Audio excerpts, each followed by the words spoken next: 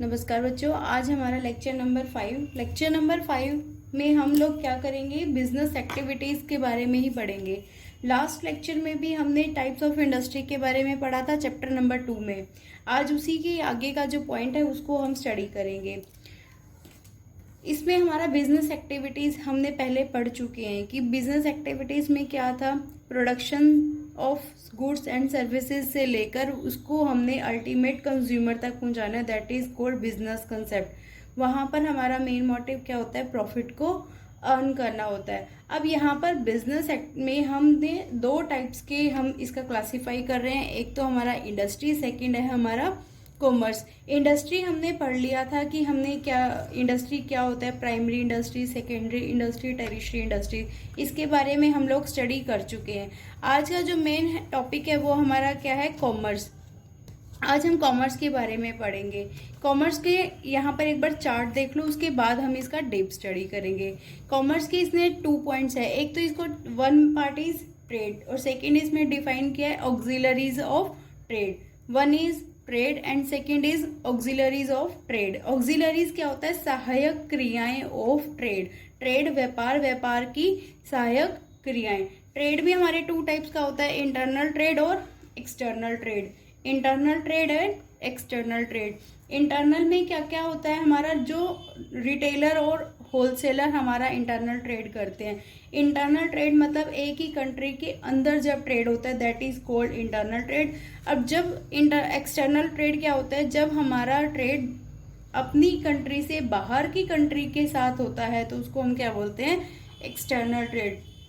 Internal trade में भी हम 3 लेवल पढ़ते हैं। जैसे एक तो हमारा होता है लोकल लेवल, फिर होता है स्टेट लेवल, फिर होता है इंटर स्टेट लेवल।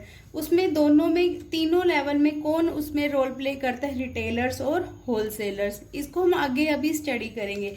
एक्सटर्नल में import, export and entry port. ठीक है। अब है auxiliaries of trade. Auxiliaries of trade की कौन कौन सी सहायक क्रियाएं हैं इन ट्रेड को सक्सेसफुल करने के लिए जो क्रियाएं की जाती है, that is called auxiliaries of trade. इसमें कौन कौन से पॉइंट हैं, transport and communication, banking and finance, warehousing and advertising. ठीक है। इस चार्ट को हम डीपली स्टडी करते हैं। फर्स्ट हमारा क्या था, ट्रेड था।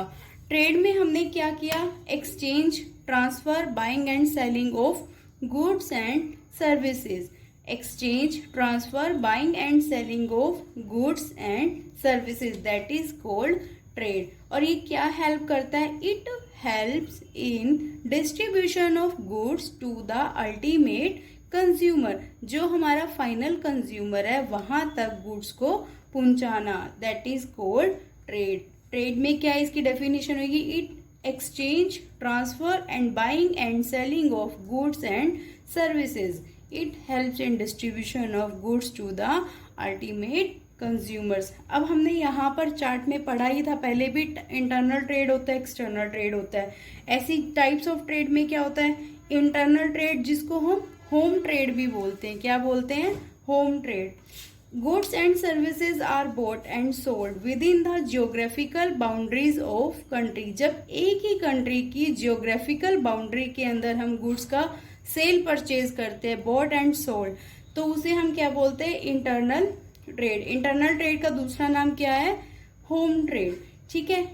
अब यहाँ पर इंटरनल ट्रेड में भी क्या क्या है, होलसेलर ट्रेड हो सकता है और रिटेलर ट्रेड हो सकता है। एक ही चेन बनी हुई है कि जो प्रोड्यूसर है वो तो क्या करता है, गुड्स को प्रोड्यूस करता है, या फैक्ट्री में क्या बनता है, माल बनता है। वहां से कौन लेता है, होलसेलर लेते हैं। होलसेलर से कौन लेता है, रिटेलर्स लेते हैं। रिटेलर से कौन लेता है, फाइनल कंज्यूमर तक वो गुड्स पहुंचता है। जब होलसेलर प्रोड्यूसर से गुड्स को परचेज करेगा, बाय करेगा, तो बहुत ज्यादा क्वांटिटीज में बाय करता है। Wholesaler buy in large quantities.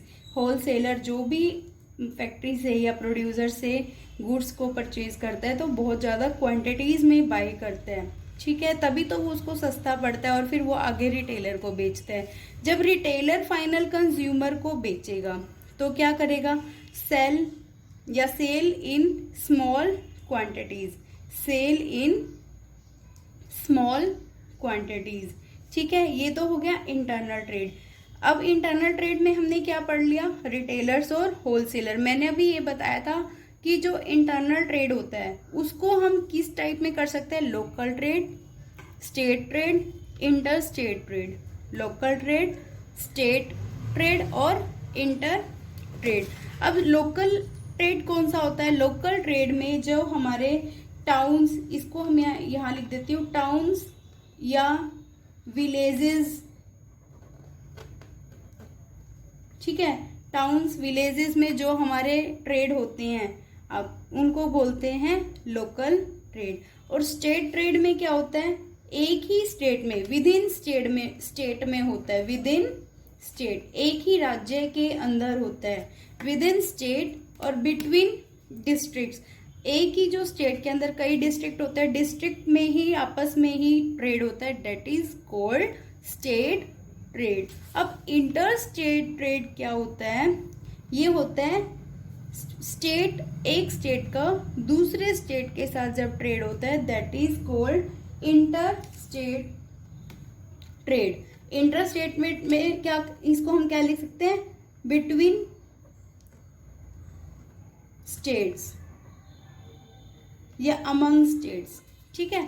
अब लोकल ट्रेड में जब हमने यहाँ पढ़ा टाउन और विलेजेस में ही ट्रेड होता है, तो उसमें कौन कौन से, जैसे एग्जांपल्स हम ले तो वेजिटेबल्स है, फ्रूट्स है, मिल्क है, तो वो वहाँ पर लोकल एरिया में ही ट्रेड होता है।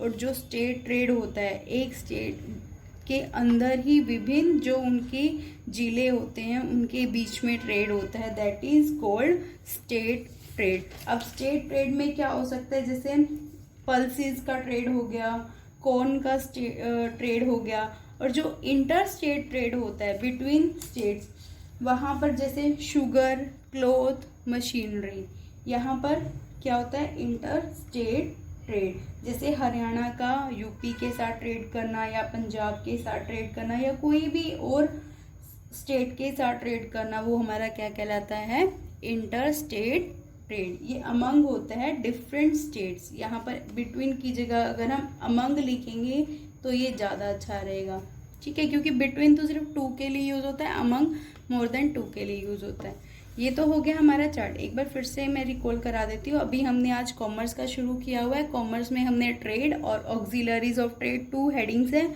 उनके 2 डिवीज़न हैं। ट्रेड में हमने इंटरनल ट्रेड और एक्सटर्नल ट्रेड। इंटरनल ट्रेड में रिटेलर्स, होलसेलर या 3 लेवल की बात करें तो local state, state level, local level, state level, inter state level. और एक्सटर्नल ट्रेड, अब हम किस पे आ रहे हैं, एक्सटर्नल ट्रेड। इंटरनल ट्रेड में तो जो ट्रेड होता है वो एक ही कंट्री के अंदर होता है, जैसे इंडिया के अंदर ही व्यापार करना, वो क्या कहलाता है, इंटरनल ट्रेड। और एक्सटर्नल ट्रेड क्या होता है, जब किसी कंट्री की जियोग्राफिकल जो बाउंड्री है, भौगोलिक क्षेत्र को पार करके दूसरे देश के साथ व्यापार करना, वो उसकी क्या कहलाता है, एक्सटर्नल ट्रेड, ठीक है। यहाँ पर ये है एक्सटर्नल ट्रेड, ट्रेड बिटवीन 2 और मोर कंट्रीज। ट्रेड बिटवीन 2 और मोर कंट्रीज, 2 या 2 से ज़्यादा कंट्रीज के बीच में। यहाँ पर कंट्री की बात हो रही है, अलग अलग देशों की बात हो रही है, तो उसको हम क्या बोलते हैं, एक्सटर्नल ट्रेड। इसमें सेकंड क्या लिखा है, cross the geographical boundaries of country. एक कंट्री की जब जियोग्राफिकल भौगोलिक क्षेत्र को जो पार करके जो ट्रेड होता है, that is called external trade. जैसे इंडिया का हमारे जैसे यूएसए के साथ, जापान के साथ या किसी भी अदर कंट्री के साथ जब ट्रेड होता है, that is called external trade. इसमें जो मार्केट का साइज होता है वो बहुत बड़ा होता है, market size is very wide, ठीक है। इंटरनल ट्रेड पढ़ लिया। एक्सटर्नल ट्रेड की जो आगे सब डिवीजन था, एक्सपोर्ट, इंपोर्ट और एंट्री पोर्ट, ठीक है। एक्सपोर्ट तो अब सबको पता ही है कि एक्सपोर्ट मतलब किसी और कंट्री में एक्सपोर्ट करना, मतलब उन वहाँ के लोगों को हमारे यहाँ का माल बेचना, selling goods to foreign country. Foreign country में जब हम अपने इंडिया के माल को बाहर भेजते हैं, दैट इज बेचते हैं, तो वो क्या कहलाता है, एक्सपोर्ट। और इंपोर्ट क्या कहलाता है, buying goods from foreign country. विदेशों से माल खरीदने को क्या कहते हैं, इम्पोर्ट, अब ये है एंट्री पोर्ट। एक्सपोर्ट इंपोर्ट के बारे में तो आपने पहले भी पढ़ा होगा, सुना होगा, पर ये एंट्री पोर्ट क्या होता है कि ये क्या होता है कि जब एक कंट्री, पहले लेमैन भाषा, आम बोलचाल की भाषा में होता है सिंपल सा, कि जब एक कंट्री किसी दूसरी कंट्री से माल मंगवा लेती है, ठीक है, पर वो उसको अपनी कंट्री में यूज नहीं करती, वहां पर वो नहीं बेचती, वो किसको बेच देती है, दूसरी कंट्री को बेच देती है। एक देश से सामान मंगवा के दूसरे देश में उसी माल को बेच देना, that is called entry port.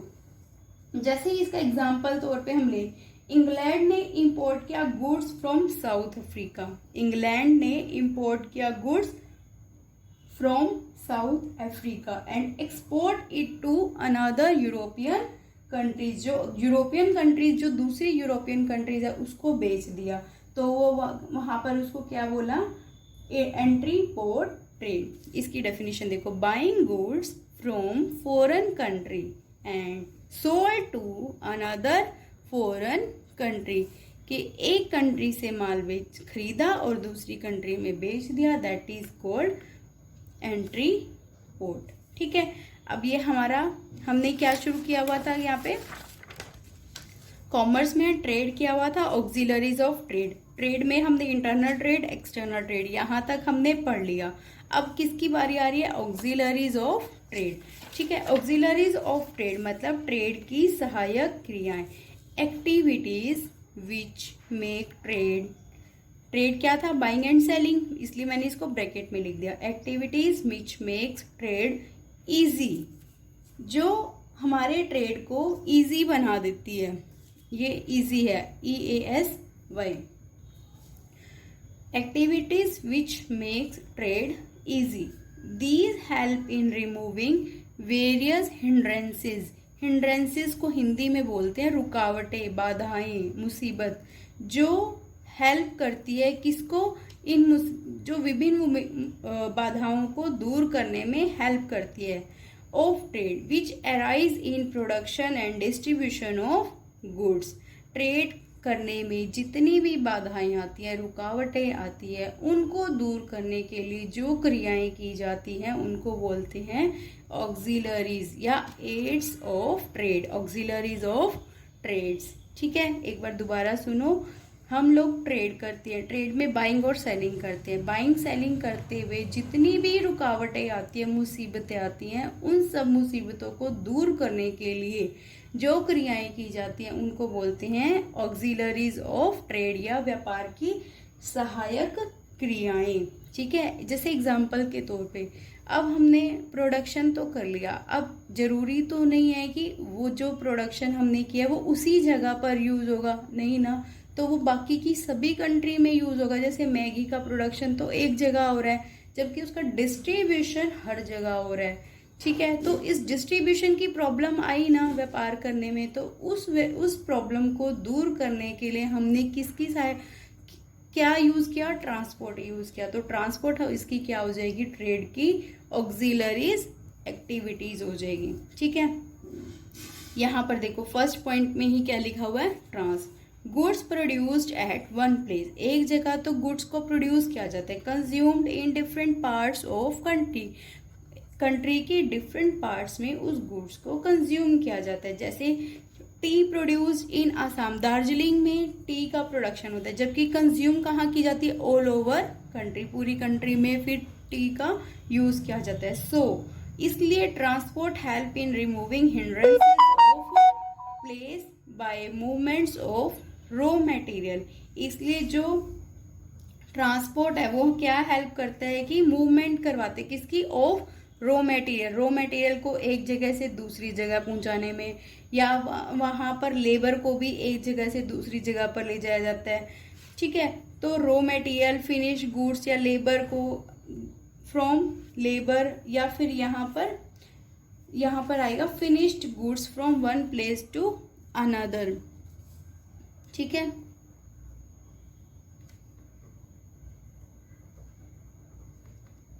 ये आ गया यहाँ पर finish goods from one place to another, ये हो गया ट्रांसपोर्ट। ऐसी communication, it also help in exchange of information between producer, consumers and trade.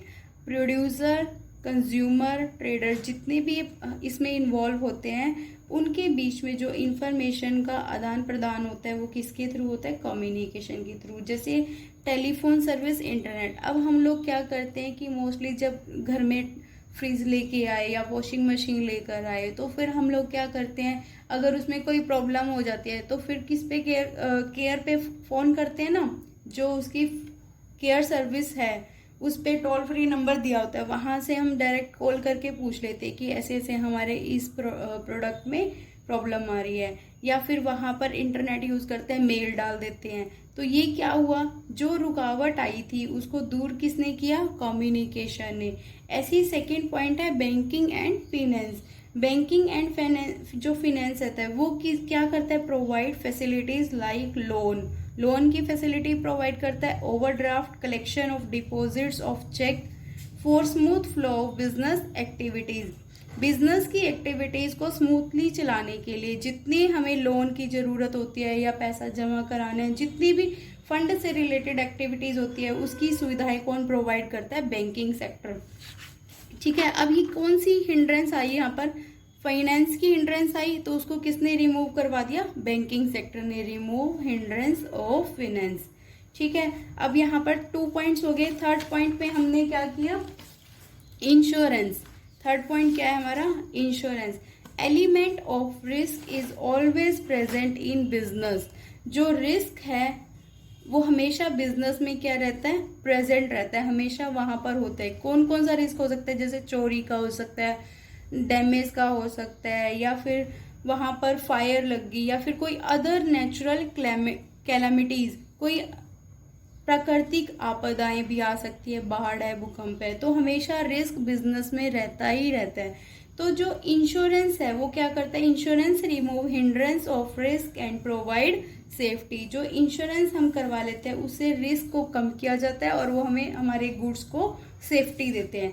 Fourth है वेयर हाउसिंग। वेयर हाउसिंग, अब ये तो नहीं है कि वेयर हाउसिंग में गुड्स तो हमारा आज प्रोड्यूस हो गया, उसका उसी टाइम कंज्यूम हो जाए, दिस इज नॉट पॉसिबल। क्योंकि जो गुड्स का प्रोडक्शन होता है वो एक स्पेसिफिक टाइम के अकॉर्डिंग होता है। जैसे ये लगा लो, गेहूं का उत्पादन होता है एक स्पेसिफिक पीरियड के अकॉर्डिंग ही होता है, पर वो हमेशा पूरे साल उसका कंज्यूम किया जाता है। ठीक है, तो उसको स्टोर करने की प्रॉब्लम आती है कि हम उसको स्टोर कहाँ पे करें। तो फिर वो जो हिंड्रेंस आई, वो प्रॉब्लम आई, उसको किसने दूर किया? वेयर हाउसिंग ने। ठीक है, अब इसमें पढ़ लेते हैं। Product is manufactured during a specific season while consumption take place throughout the year.